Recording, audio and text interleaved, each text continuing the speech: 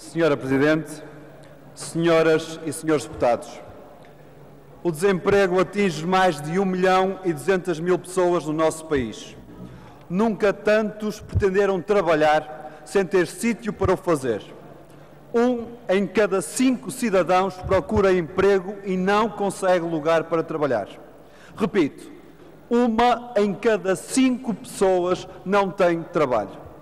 Ainda ontem, o Instituto do Emprego e Formação Profissional dava conta de um outro lado deste flagelo. Num só ano, o número de casais em que ambos estão desempregados aumentou 81%. Este é o resultado de uma política de destruição massiva de postos de trabalho. Perante o aumento descontrolado do desemprego e quando os sempre conservadores números oficiais nos indicam que já foram destruídos 203.000 postos de trabalho, desde que este governo do PSD e CDS tomou posse, a maioria ensaia agora uma nova desculpa. Nunca poderíamos adivinhar que isto iria acontecer e não estava nos planos do governo ou da Troika. Desculpem, senhoras ou senhores deputados do PSD e do CDS. Não podiam adivinhar? Como assim? Não podiam prever que o aumento dos impostos e todas as taxas até ao limite iria asfixiar a economia? Não podiam imaginar que diminuir salários e o rendimento disponível das famílias iria retrair o consumo e conduzir, pela diminuição do negócio, ao encerramento de milhares de pequenas e médias empresas? Não podiam, não sabiam, não imaginavam, não estava nos planos. É esta a resposta do Governo perante o maior problema social do país. Mas vale a pena recordar que não se podem queixar de não terem sido avisados. Há um ano, quando PSD e CDS se lançaram numa competição para ver quem era mais troiquista que a Troika, não faltou quem dissesse que o desemprego seria a outra face da moeda da austeridade. Aqui mesmo, nesta sala, o Bloco de Esquerda disse-o vezes sem conta. Nada disso ia sempre Vítor Gaspar, Passos Coelho ou o Ministro Álvaro. Estamos bem lembrados das respostas da altura. Isso são as vozes dos velhos do Restelo, dos que não acreditam nos portugueses e na sua capacidade de mobilização. Não, senhoras e senhores deputados da maioria. O que não acreditamos é que seja possível, para citarmos uma expressão recente do Prémio Nobel da Economia Joseph Stiglitz, uma economia sair da recessão através da austeridade. Este é um programa de empobrecimento forçado e está a dar os resultados esperados. Desemprego, precariedade, desvalorização salarial. Nem podemos dizer que o resultado seja totalmente inesperado, mesmo para os lados do Governo.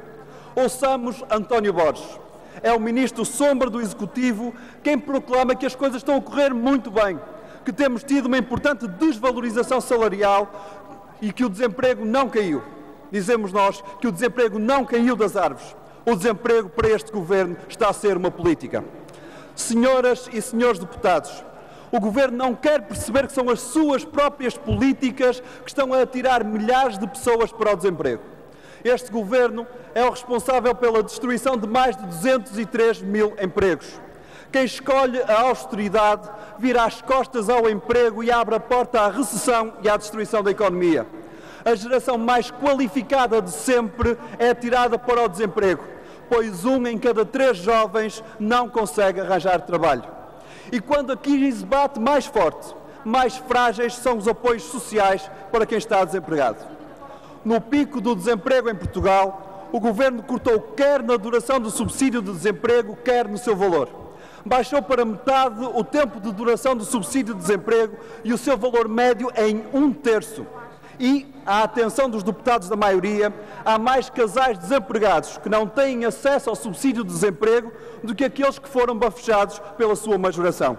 Estas são as escolhas de quem deixa para trás os desempregados. A taxa de desemprego real em Portugal, que é a soma do número de pessoas desempregadas com os inativos disponíveis e desencorajados, é superior a 20%. 2 em cada 3 desempregados não têm qualquer proteção social. Esta é a brutalidade da política deste Governo. O Governo deixa para trás os desempregados. Olhando para a realidade concreta, é a oportunidade para o Governo tirar mais direitos aos trabalhadores e abrir a porta a mais precariedade. Este é o remake de um filme que já conhecemos e os resultados estão bem à vista. No passado, a cada alteração do Código Laboral, novos impulsos foram dados para o aumento do desemprego.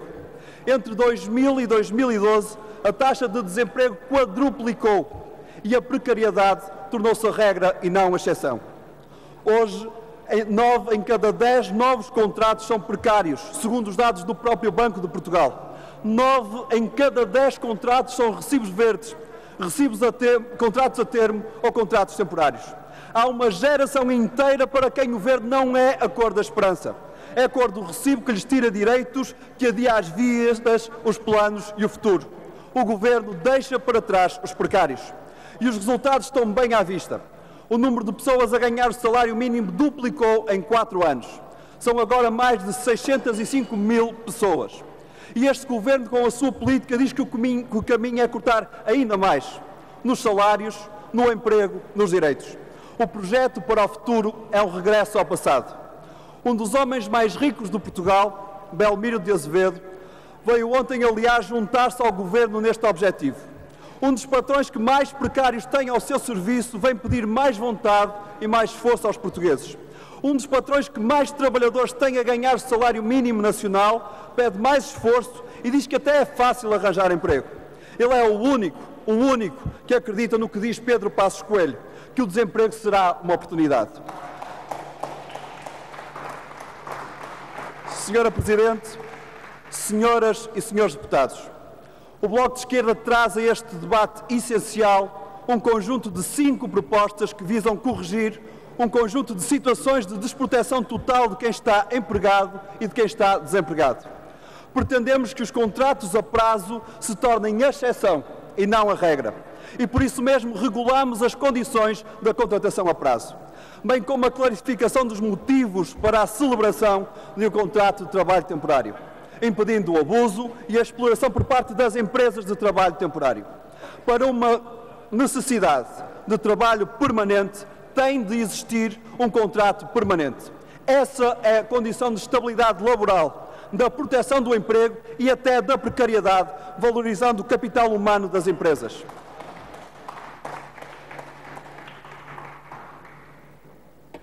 No combate à precariedade está a defesa do emprego e é também por isso que propomos a criação de um programa especial de combate ao trabalho a falsos recibos verdes, criminalizando o seu uso abusivo e utilizando as novas tecnologias para o cruzamento de dados de informação entre a informação fiscal e a segurança social.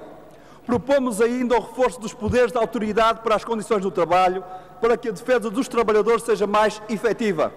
Em defesa de quem está confrontado com o flagelo do desemprego, recomendamos que se retome o período das concessões de prestações de desemprego e o seu valor dos termos anteriores às alterações impostas recentemente pelo Governo. Defendemos ainda o fim do abuso e da exploração em que se tornaram os contratos emprego-inserção, que mais não são para nós do que trabalho gratuito e por isso propomos que a participação nos programas ocupacionais seja voluntária e aberta a todas e todos os desempregados e que garanta que o trabalho realizado seja remunerado, congelando o período da concessão das pretensões de subsídio de desemprego durante o período de contrato. Estas são as propostas mínimas de uma resposta necessária perante o aumento do desemprego e da precariedade. Não deixamos para trás os jovens, não deixamos para trás os desempregados, não deixamos para trás os trabalhadores precários. E porque não deixamos ninguém para trás, estas propostas são a resposta essencial para combater os efeitos devastadores desta crise que assola o país. Disse.